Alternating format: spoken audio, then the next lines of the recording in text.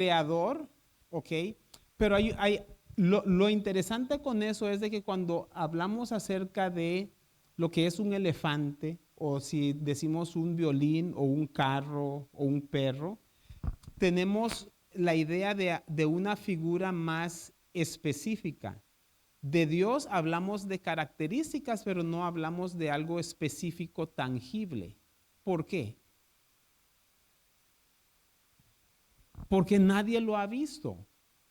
Y entonces, por eso se hace interesante lo que es el estudio acerca de Dios, porque al estudiar acerca de Dios vamos a estar hablando acerca de un ser que nadie jamás ha visto.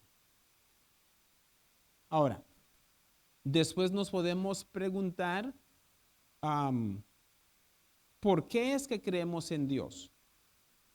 ¿Por qué creo yo en Dios? Yo tendría mi respuesta, ¿por qué cree usted en Dios?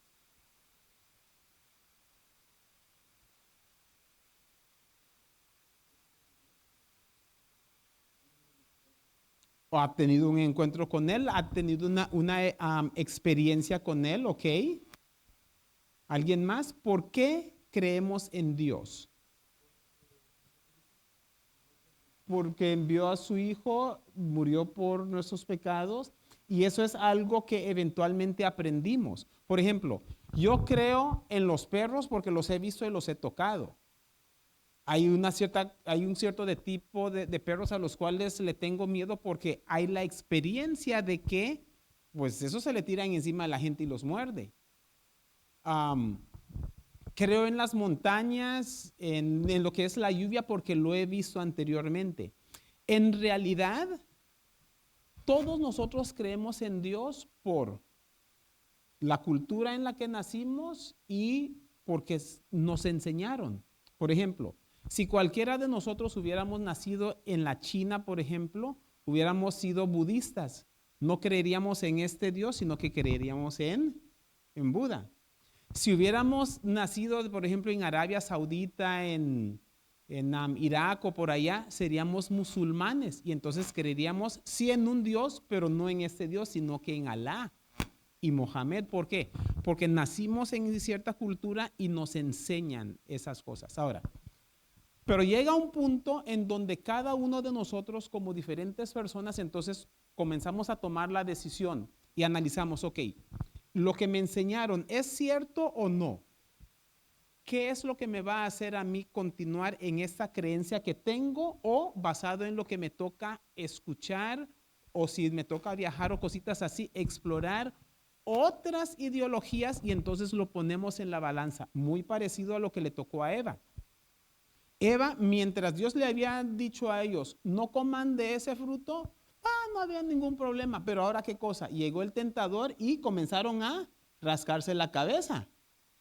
Y entonces ahí hubo un cambio de su fidelidad a Dios a comenzar a creer en otro ser. Entonces ahora sí vamos a entrar un poquito más dentro de lo que es el aspecto bíblico. Vamos a comenzar con, en cuanto a lo que es quién es Dios, el primer versículo es Génesis 1:1. Génesis capítulo 1, versículo 1.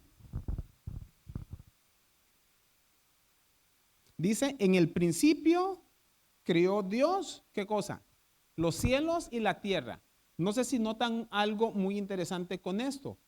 La Biblia simple y sencillamente da por hecho de que Dios existe, es y lo que hizo. No trata de explicarlo, sino que lo da por un hecho. Cuando a Adán y Eva les tocó lo que es la confrontación con Dios, a ellos les tocó creer que Dios había hecho todas las cosas, porque a ellos no les tocó mirarlo. Simple y sencillamente Dios les dice, mire, yo hice todo esto para ustedes. Yo no lo vi, no, pero yo se los hice. ¿Ok? Siguiente versículo allí en Primera de Juan 4:8. Primera de Juan, capítulo 4, versículo 8. En primer lugar, se nos da la esencia de que Dios simple y sencillamente existe. Pero también hay otra parte de eso. Dice, el que no ama, no conoce a Dios. ¿Por qué? porque Dios es amor. Ah, caray. No está diciendo que Dios sea amoroso. La Biblia presenta muchas características de Dios como que Él es omnisapiente, o sea, que conoce todas las cosas, es todopoderoso, es omnipresente, o sea, está en todos lugares, independientemente de lo que es el concepto de lo que es tiempo. Pero aquí no está diciendo que Dios sea amoroso, sino que dice que Dios es amor, o sea, su sustancia y su característica principal es amor. Ahora, nosotros hoy en día, desafortunadamente, tenemos mucha tergiversación en cuanto a lo que es el concepto y la definición de lo que es amor. Porque, por ejemplo, la gente ama chocolate, la gente ama los perros, ama su carro, etcétera, etcétera. Pues también hablamos acerca de amor entre lo que es personas también. Pero cuando la Biblia habla y define lo que tiene que ver con lo que es el aspecto de amor, dice, el amor no se envanece, no busca lo suyo, siempre busca lo que es lo demás. No se irrita, no se agravia, todo lo espera, todo lo soporta. O sea, el amor va mucho más allá de lo que frecuentemente la gente habla acerca de amor. Más bien tiende a ser relacionado con gustos, pero ya le agregamos lo que es la palabra amor y cuando entonces utilizamos ese término, pues queda un poco confuso cuando lo tratamos de ver desde el punto de vista Dios es amor en cuanto a lo que es la esencia de él. Ahora, este es un tema que simple y sencillamente vamos a tratar de tocarlo. ¿Por qué? Porque como seres humanos finitos, con un Dios que es infinito, nunca vamos a llegar a lo que es la profundidad, pero esperadamente que podamos introducirnos por lo menos a un buen concepto y tener una mejor idea. Ahora, una de las cosas que entraríamos en un poquito de polémica es la siguiente. Pregunta, ¿dónde está Dios? En el cielo. Eso nos dice interesantemente Salmos 11, versículos 4 y 5. Salmos 11, 4 y 5, que dice, Jehová en el templo de su santidad, la silla de Jehová está en el cielo. Sus ojos ven, sus párpados examinan a los hijos de los hombres. O sea, Dios desde lo que es el cielo, Él tiene un panorama de todo lo que es el mundo. Versículo 5. Jehová prueba al justo, empero al malo y al que ama la violencia, su alma los aborrece. O sea, no solamente puede ver, sino que tiene concepto de todas las cosas que suceden. Entonces, Dios está en el cielo. Pregunta, ¿está Dios en alguna otra parte? ¿Dónde? En el corazón. Ahí, bueno, basado en su respuesta, nos brincaríamos 1 Corintios y nos vamos a Efesios capítulo 3, 17. Entonces, Efesios capítulo 3, versículo 17, que dice, que habite Cristo por la fe, ¿dónde? En vuestros corazones, para que arraigados y fundados en amor, versículo 18, podáis bien comprender con todos los santos cuál sea la anchura, la longura, la profundidad y la altura de lo que es el amor de Dios. O sea, la Biblia presenta algo muy interesante y nuevamente, este es un concepto que sale de lo que es nuestra comprensión. Dios que está en el cielo, y cuando hablamos acerca de lo que es el cielo, podríamos decir lo que en términos humanos tratamos de expresar como lo que es el universo, que es inmenso. Es más, cuando Salomón iba a dedicar el templo, él dijo, ¿qué es esta obra que estoy haciendo yo? Si usted habita en lo inmenso del cielo, ¿qué es este pequeño templo que yo estoy tratando de hacer para usted? O sea, eso no es nada. Ahora, en el templo caben cientos y probablemente miles de personas. Y aún así, Dios dice que puede vivir ¿dónde? En el corazón de cada persona. Es tan grande que los cielos no lo pueden contener, pero a la misma vez es tan cercano que quiere vivir en tu corazón y en el mío también. Ahora sí vamos a volver a 1 Corintios capítulo 6, versículos 18 y 20. que habla un poquito más acerca de ese concepto, dice, huid de la fornicación. Cualquier otro pecado que el hombre hiciere fuera del cuerpo es, mas el que fornica, o sea, lo que es adulterio, contra su propio cuerpo peca. 19. ¿O ignoráis que qué cosa? Que vuestro cuerpo es qué cosa? Templo del Espíritu Santo, el cual está en vosotros, el cual tenéis de Dios y que no sois vuestros, porque comprados sois por precio. Glorificad pues a Dios en vuestros cuerpos y en vuestro espíritu, los cuales son. Ahora, esto lo amplía un poco más. No solamente Dios habita en nuestro cuerpo, sino que dice qué cosa. No, pero hay otra parte donde habita. Glorificad pues a Dios en vuestros cuerpos y en vuestro espíritu, los cuales son de Dios. Nuestra parte espiritual, lo que es nuestra parte espiritual, lo que es esa chispa de vida que cada uno de nosotros tenemos, es donde Dios quiere habitar. Ahora, cuando Salomón había hecho el templo, ¿por qué es que se hizo un templo para Dios? Quería habitar con nosotros. ¿Estaba en el plan de Dios que el pueblo hiciera un templo para que Él habitara en medio de nosotros?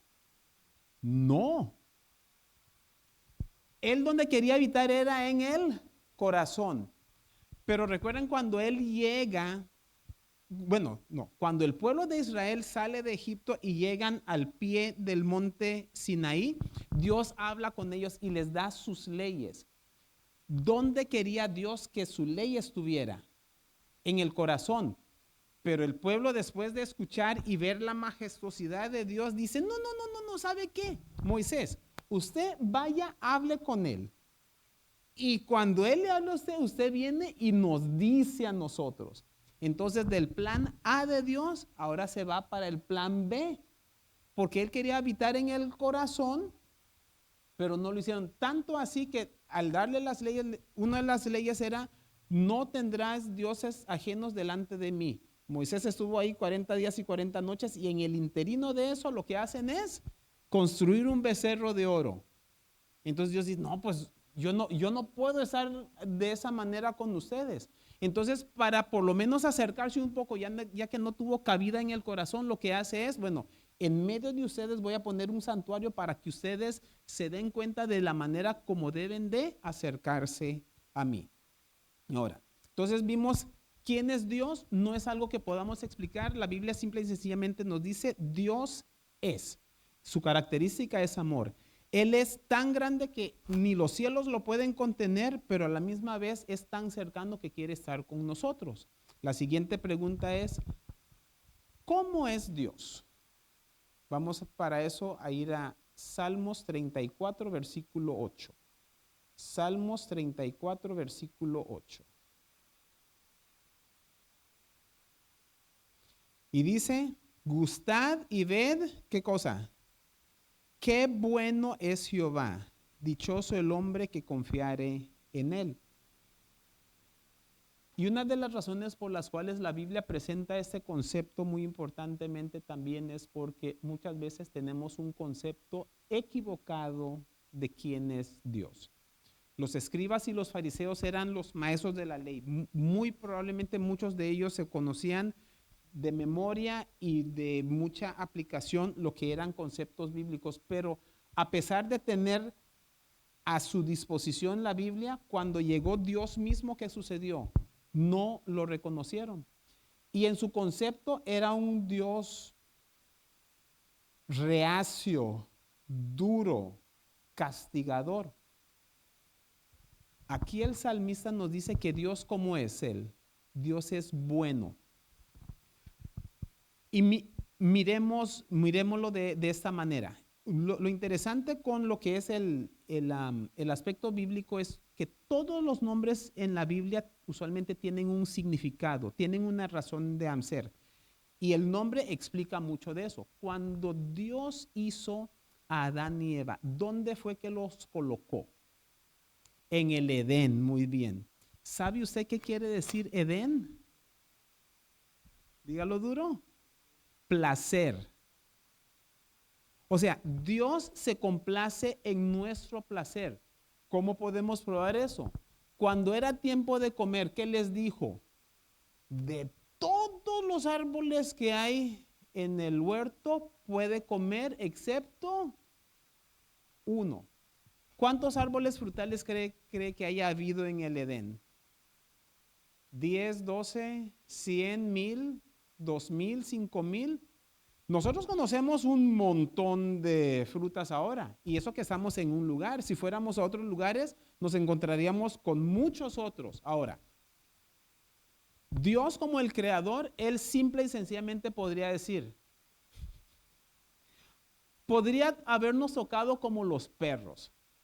¿Qué sucede con los perros? Compran la bolsa de comida de perro y al perro le dan sus croquetas o la comida esa mañana, tarde y noche, domingo, lunes, martes, miércoles, jueves, viernes, enero, febrero, marzo, abril, mayo, junio, el 2022, 23, 24, 25, o sea, es de siempre. O sea, allí no hay ningún tipo de cambio. Pero Dios nos da la variedad y en la variedad podría haber dicho, ok, vayámonos parejito, mitad y mitad. Pero ¿qué hizo Dios? Dice, todo es suyo, no más déjeme a mí este. Y ni así. Dios se goza en él nuestro placer. Nosotros tenemos gusto.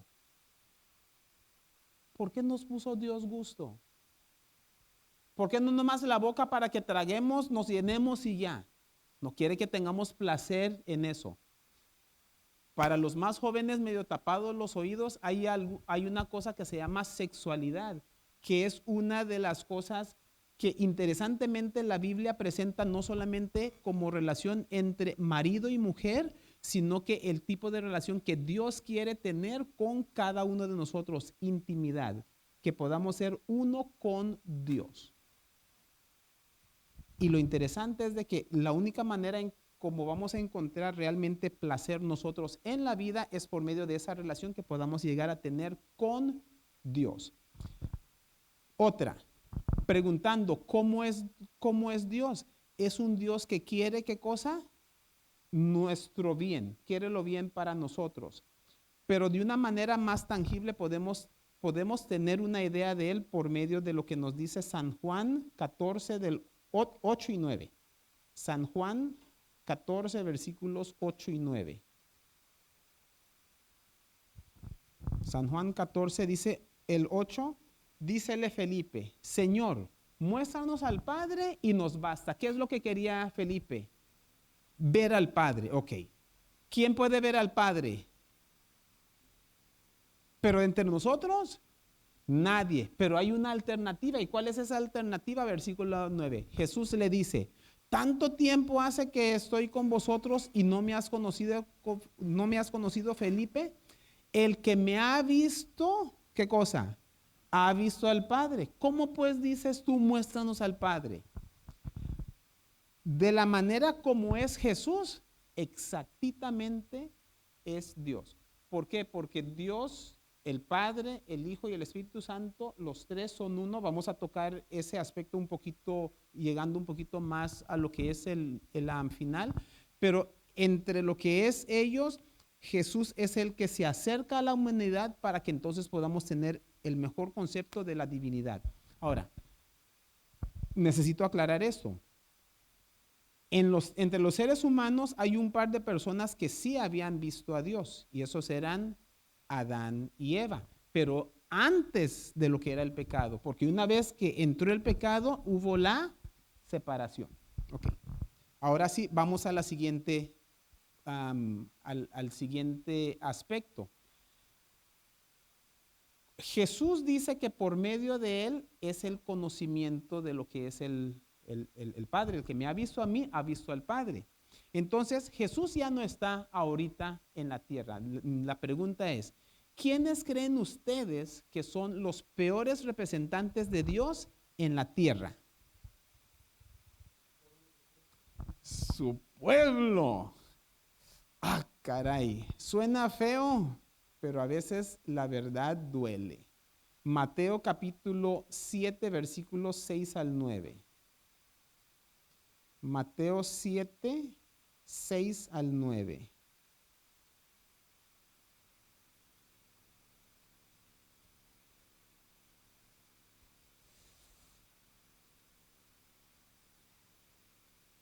A ver, creo que no, le puse Mateo, pero no, pero me equivoqué. Es Marcos.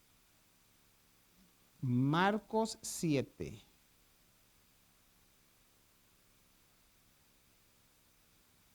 Mi error, mi error, mi error. Sí, Marcos 7, 6 dice, y respondiendo él les dijo, hipócritas, bien profetizó de vosotros Isaías, como está escrito, este pueblo, ¿qué cosa? Con los labios me honra, mas su corazón está lejos de mí.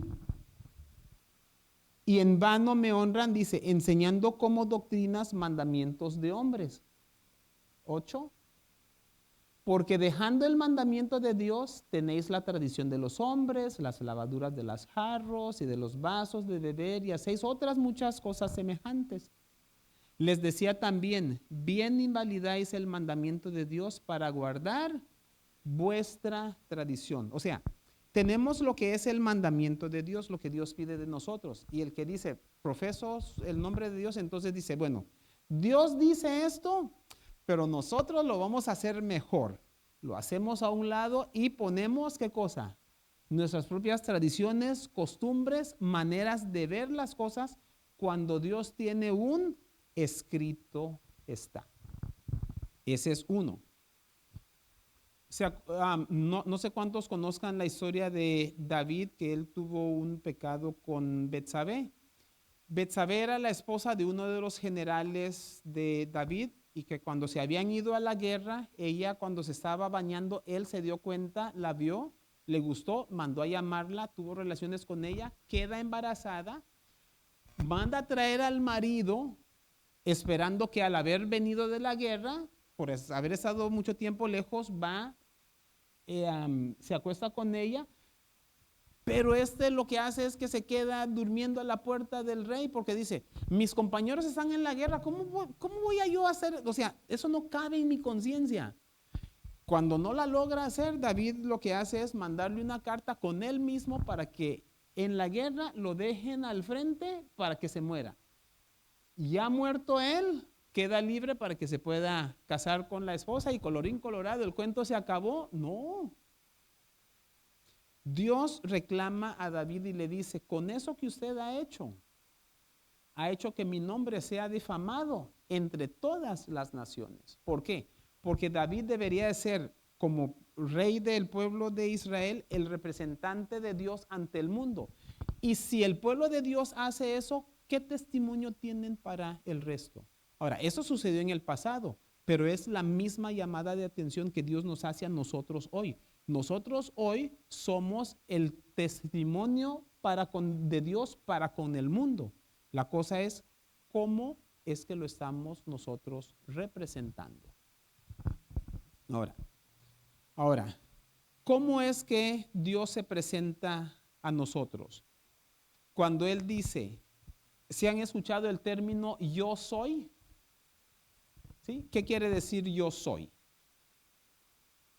Mientras buscamos San Juan 6:35. ¿Qué quiere decir yo soy?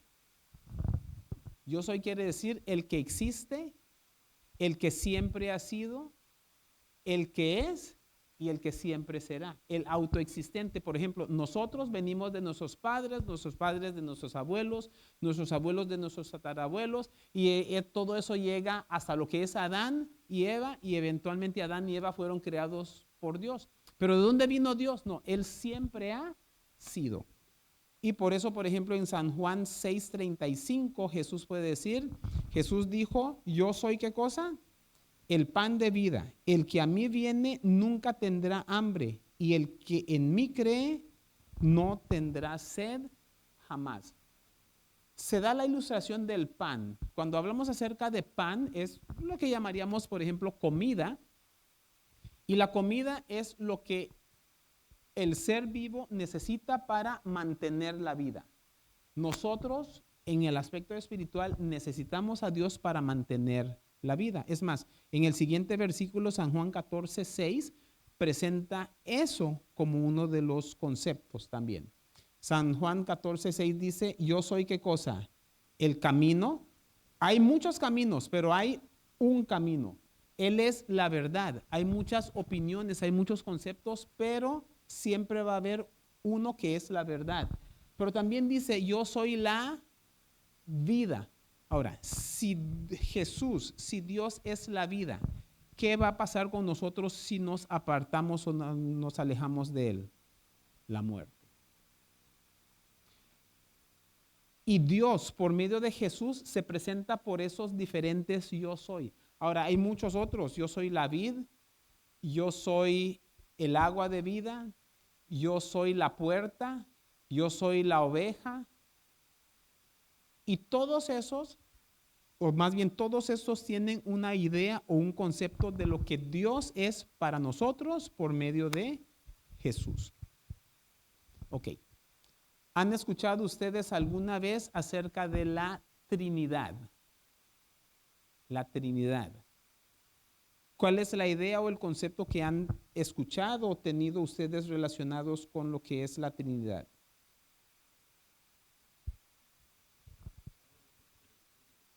Padre, Hijo y el Espíritu Santo. ¿Cuántos dioses hay? Usted me acaba de mencionar 3 dioses. Y suspiró. Son 3. Por eso, y me acaba de decir que hay un Dios. Entonces, ¿son 3 dioses o es un Dios? Entonces, ¿por qué me mencionó 3?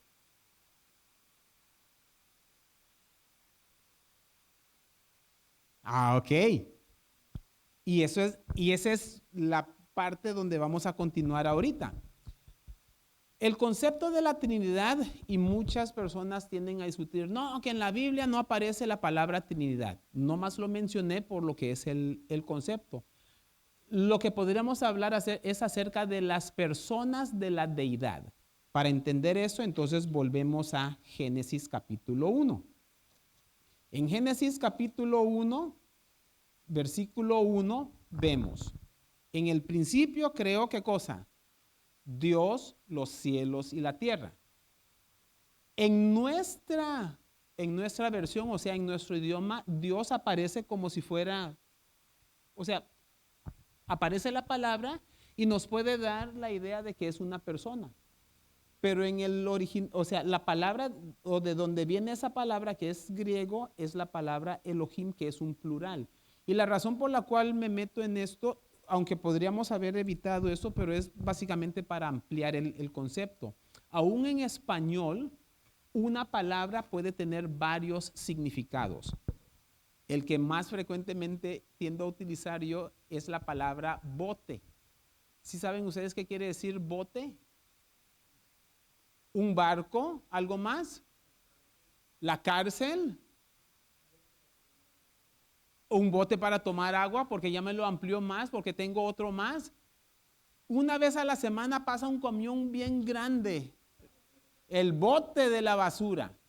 Entonces, si yo les digo, a Pedro lo metieron al bote, podrían ser unos amigos que estaban jugando con uno y lo metieron en el bote de la basura nomás por hacerle travesura.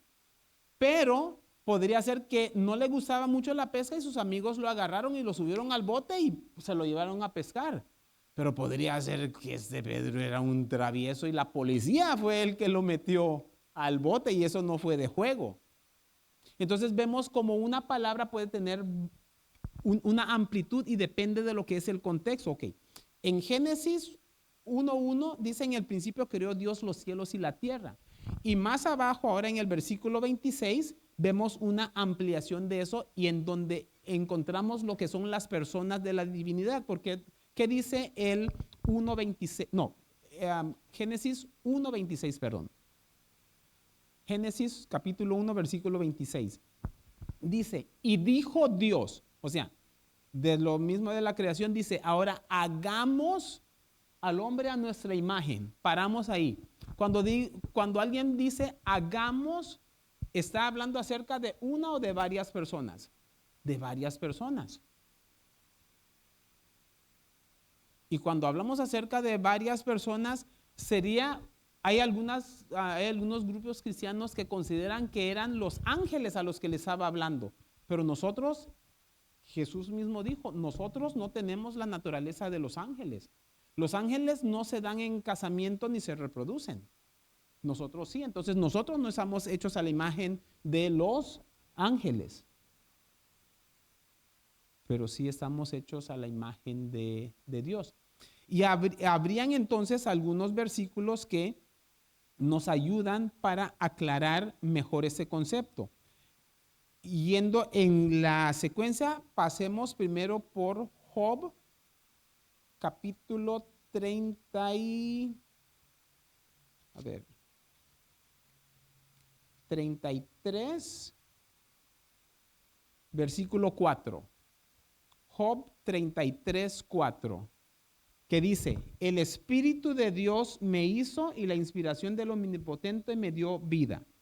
Porque cuando vimos en Génesis que dijo Dios, hagamos al hombre, tenemos allí la autoridad de lo que es Dios el Padre, que es el concepto que todo el mundo cristiano tiene de que Dios el Padre es el creador. Pero también vemos que el Espíritu Santo participó en la creación. Eso es lo que vemos allí. Ahora, pasemos ahora a San Juan capítulo 1, versículos 1 y 2. San Juan 1, 1 y 2. No, sería hasta el 3, perdón. Dice, en el principio era el verbo, y el verbo era con Dios, y el verbo era Dios. ¿Quién es el verbo? Jesús. Ahora, cuando decimos que el verbo es Dios, estamos bien a la misma vez, pero tenemos que tomar en cuenta de que estaba el Padre también, porque dice, en el principio era el verbo. ¿De cuántas personas estaba hablando allí? Una persona. Dice, y el verbo era con Dios. ¿De cuántas personas estaba ahí hablando ahí? Dos personas. Y el verbo era Dios. ¿Qué característica tiene la primera persona de la cual estamos hablando? Que es igual a la segunda persona que apareció. ¿Estamos bien o se confundió la cosa? Sí, vamos bien. Ok, versículo 2. Dice, o sea, el verbo, era en el principio con Dios. Y eso básicamente quita lo que es el concepto de que Jesús fue creado. Porque en el principio, o sea, de cuando cualquier cosa en cuanto a lo que es el tiempo haya iniciado, ya para ese tiempo el verbo, o sea, Jesús ya existía. O sea, Dios es eterno, entonces Dios no tiene principio. Una vez que se establece algo como lo que es la materia, nosotros estamos encajados en tiempo y espacio. Entonces, para nosotros cuenta el tiempo de la creación en adelante. Ahora, de ese tiempo donde inicia lo que es el factor tiempo, ya Jesús ya existía y él vio cuando el tiempo comenzó a funcionar. Ahora, versículo 3. Todas las cosas por él fueron hechas, y sin él nada de lo que es hecho fue hecho. O sea, los árboles, el sol, la luna y las estrellas, el ser humano, los animales y todo lo demás fue hecho ¿por quién? Por Jesús, el cual participó en él, y Dios dijo, hagamos al hombre a nuestra imagen y a nuestra semejanza. Entonces, cuando hablamos acerca de esto, queda lo que es el concepto.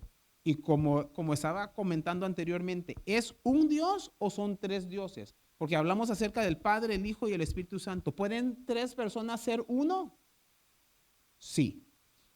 ¿Y cómo es que lo vemos?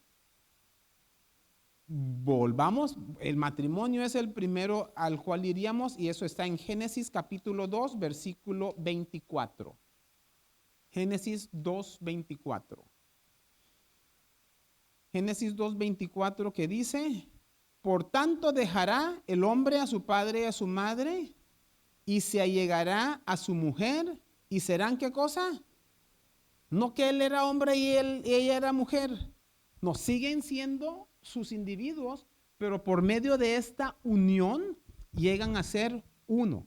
Y no solamente lo que es una pareja puede llegar a ser uno, sino mire lo que dice, por ejemplo, Génesis 11:6. Génesis 11:6. Que dice, y dijo Dios. Bueno, el contexto de esto es después de que hubo el diluvio y ya se está volviendo a llenar la tierra, la gente se junta y dice, ¿sabe qué? Dios nos hizo una jugada medio fea. Nos trató de exterminar, pero ¿sabe qué? Poniéndole cabeza, parece que la podemos hacer. Vamos a construirnos una torre tan alta. Así investigamos allá arriba en el cielo a ver cómo está la onda de la cosa allá arriba. Y también por si acaso quiere otro diluvio, nos subimos aquí y no pasó nada. Un brinquito y llegamos hasta allá. Entonces, mientras esto está sucediendo, ¿qué dice? Y dijo Dios, he aquí el pueblo, ¿qué cosa? Es uno. A ver, ¿cuánta gente había? Decenas, centenas, millares y probablemente millones de gente ya para ese tiempo. Pero digamos que hayan sido miles de personas. Ok, todos ellos, Dios dice que son uno. Entonces, ¿qué quiere decir la Biblia cuando dice que Dios es uno? No necesariamente tiene que ser una persona, sino que es una unidad que tiene un propósito definido. De igual manera, el hombre dejará a su padre y a su madre, se unirá a su mujer y los dos serán uno. Ahora ellos son una familia que tienen una causa común. El pueblo, cuando se unió contra Dios, tenían una causa común, por eso son uno. Y como les dije, no podemos abarcar todo en cuanto a lo que es Dios, pero a través de estos estudios lo que hemos tratado de hacer es ver algunos aspectos, especialmente aquellos que a veces pueden ser un poquito de preguntas, dudas o cosas así. Pero para terminar, veríamos algunos versículos en cuanto a qué es lo que Dios espera de nosotros. El primero va a ser en 1 de Pedro 1:16. 1 de Pedro capítulo 1 versículo 16. Dice, porque escrito está, ¿qué cosa? Sed santos porque yo soy santo. Ok. ¿Qué quiere decir santo? ¿Qué es una cosa que es santa? ¿Es Dios apartado? ¿De qué? Del mal. Nosotros debemos de ser igual que Dios en ese aspecto. Y sabe que sí, a veces uno dice, no, pues eso es característica de Dios. Pero había en la tierra de Uz, eso es Job 1:1, un hombre llamado Job, el cual era justo, recto, temeroso de Dios y apartado del mal. O sea que él era un hombre santo. Santo no es caminar en la calle con una aureola que le anda refulgiendo. Es un estilo de vida apartado de lo que es la maldad. Okay. ¿Y Dios espera qué cosa? Dios espera eso de nosotros, especialmente los que nos llamamos su pueblo o sus hijos. Si Él lo dice es porque lo podemos lograr. La cosa es si lo queremos hacer y número dos, si nos ponemos nosotros en sus manos para que con la ayuda de Él lo podamos lograr. Es como dice Gálatas 2:20, con Cristo estoy juntamente crucificado y ya no vivo yo, mas vive Cristo en mí. El siguiente versículo es Éxodo 23. ¿Qué espera Dios de nosotros? 1, santidad. Número 2, Éxodo 23. Dice, no tendrás, ¿qué cosa? Dioses ajenos delante de mí. Y la pregunta es esta, ¿cuántos dioses hay?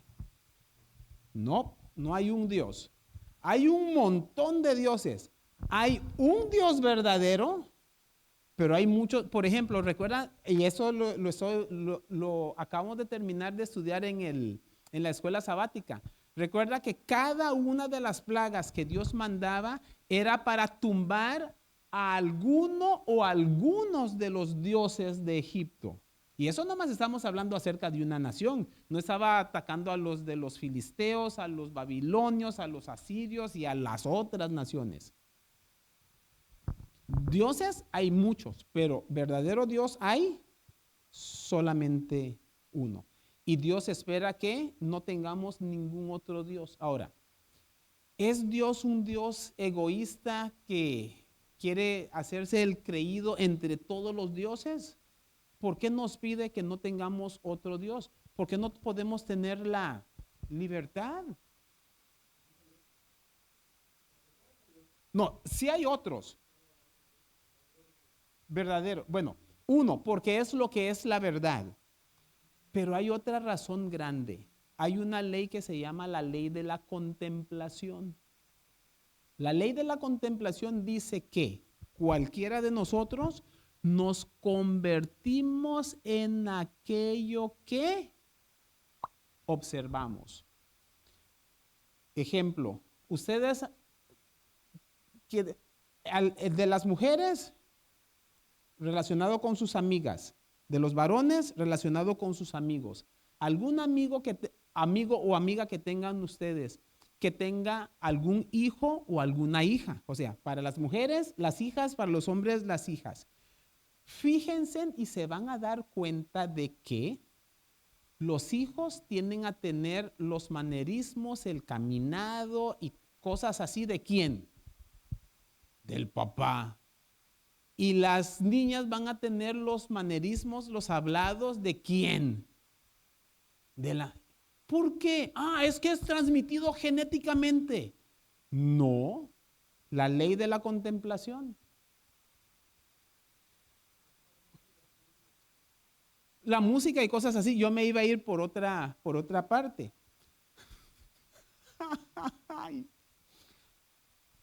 Por eso, en algunas ocasiones, cuando, por ejemplo, digamos, en el caso de un niño, cuando falta el papá en la casa, digamos, la mamá tratando de hacer su parte para suplir con eso, se pone a jugar a la pelota con el niño. Y entonces el niño, en vez de tirar así, entonces le tira así.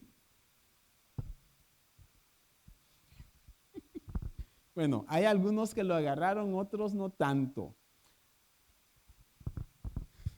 No, bueno. ¿Ah? Y porque fue la que le enseñó, es por esa, o sea, va a seguir el ejemplo de lo que vio. Entonces, y esa es la razón por la cual tenemos, hay hasta un corito que dice, cuidadito mis ojitos lo que ve, cuidadito mis pies a dónde va, cuidadito mis manos lo que hace, porque por la contemplación y la práctica es que nos desarrollamos. ¿Qué otra cosa pide Dios de nosotros? Hebreos 11:6. Hebreos 11:6. Dice, emperos, ¿qué cosa? Sin fe es imposible agradar a Dios. ¿Dios quiere que le agrademos? Sí. ¿Y cómo podemos agradar a Dios? Por medio de la fe. Y sabe que la fe no es algo solamente en el tiempo del pecado, es aún antes del tiempo de pecado. Cuando Dios puso esa restricción a Adán y Eva, allí era para lo que era el desarrollo de la fe de ellos. Que creyeran que Dios tenía razón cuando les dijo eso. Cuando Dios los deja ahí en el huerto y les dice todo eso lo hice por ustedes, ellos no vieron que Dios lo haya hecho. Ellos tenían que creer que lo que Dios había dicho era cierto. Fe.